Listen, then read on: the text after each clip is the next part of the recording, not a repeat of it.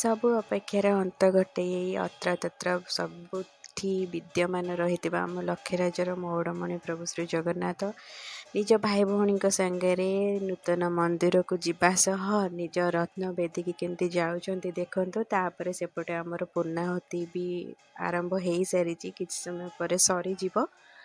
ଦେଖନ୍ତୁ ଆଜି ବହୁତ ହି ଭଲ ଲାଗିଲା, କାହିଁକିନା ପୂର୍ବରୁ କେବଳ ପ୍ରଭୁ ଏମିତି ଗୋଟେ ଛାତ ଘରେ ରହୁଥିଲେ, କିନ୍ତୁ ବହୁ ବର୍ଷ ପରେ ମନ୍ଦିରଟି ନିର୍ମିତ ହେଲା। ଆଉ ଆଜି ସେ ମନ୍ଦିରର ପ୍ରତିଷ୍ଠା ବି ସରିଲା, ପ୍ରଭୁ ନିଜ ରତ୍ନବେଦୀକି ଗଲେ। ଏଇଟା ଆମ ସମସ୍ତଙ୍କ ପାଇଁ ବହୁତ ଖୁସିର ଦିନ ଥିଲା ଏଇଟା। ଆଉ ଏଠି ବି ପୂର୍ଣ୍ଣାହୁତି ଚାଲିଛି।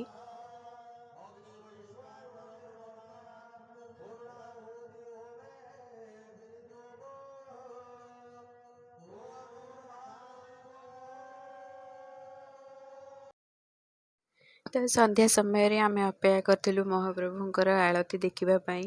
ତ ଏଠି ସବୁ ପୂଜାରୀମାନେ ତାଙ୍କର ଯେଉଁ ଦ୍ୱାରପାଳ ଥିଲେ, ନବଗ୍ରହ ଯେଉଁମାନେ ଥିଲେ, ତ ତାଙ୍କୁ ବି ଏଠି ସଜେଇଛନ୍ତି ସବୁ। ଦେଖନ୍ତୁ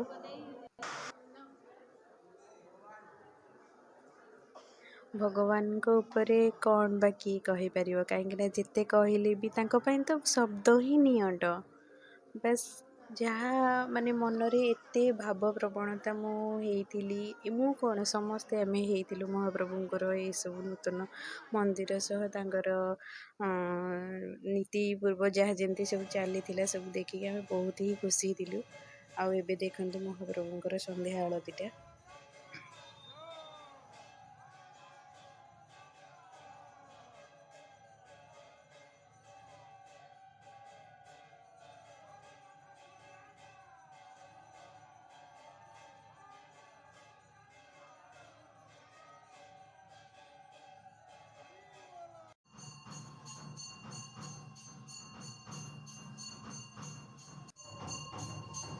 ତ ସନ୍ଧ୍ୟା ଆଳତୀ ସରିବା ପରେ ଆଉ ପୂର୍ଣ୍ଣାହୁତି ସରିବା ପରେ ଆମର ଆରମ୍ଭ ହୋଇଯାଇଥିଲା ଛୋଟ ଛୋଟ ପିଲାମାନଙ୍କର ନିଜର ପ୍ରତିଭା ପ୍ରଦର୍ଶନ କରିବା ଲାଗି। ତ ଆମେ ସେଠି ଅଟକି ଯାଇଥିଲୁ ସେମାନଙ୍କର ନୃତ୍ୟ ସଙ୍ଗୀତ ଏସବୁ ଦେଖିବା ପାଇଁ, ଯେଉଁଟାକି ମହାପ୍ରଭୁଙ୍କ ଉଦ୍ଦେଶ୍ୟରେ ଏଇଟା ଆୟୋଜନ କରାଯାଇଥିଲା। ଆଉ ସମସ୍ତ ଅଞ୍ଚଳବାସୀ ଯେମିତି ଉପଭୋଗ କରିବେ, କୁନି କୁନି ପିଲାଙ୍କର ପ୍ରତିଭା ଦେଖିବେ, ସେଥିପାଇଁ ମଧ୍ୟ ଏସବୁ ଆୟୋଜନ କରାଯାଇଥିଲା। ତ ସେସବୁ ଦେଖିକରି ଆମେ ଘରକୁ ପଳାଇ ଆସିଥିଲୁ। ଯଦି ଆପଣଙ୍କୁ ମୋ ଭିଡ଼ିଓ ଭଲ ଲାଗୁଥିବ ତାହେଲେ ନିଶ୍ଚୟ ସେୟାର, ଲାଇକ୍, କମେଣ୍ଟ ଏବଂ ମୋ ଚ୍ୟାନେଲକୁ ସବସ୍କ୍ରାଇବ୍ କରିବେ। ଧନ୍ୟବାଦ।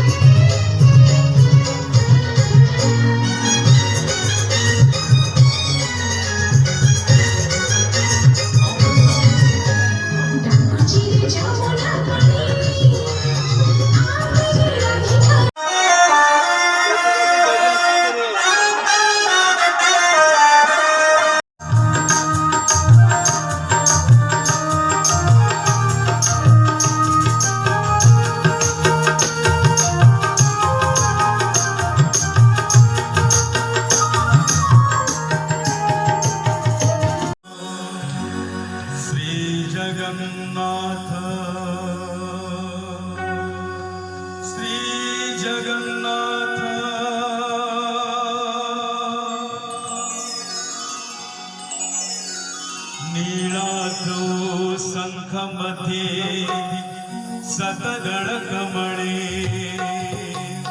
रत्नसिंहासनस्थं सर्वालङ्कारयुक्तं नवघनरुचिरं संयुक्तं चाग्रजेन भद्राया वामभागे रथचरणयुक्तं ब्रह्मरुद्रेन्द्रवन्द्यं वेदानां सारमेशं स्वजनपरिवृतं ब्रह्मदारो स्मरामि ब्रह्म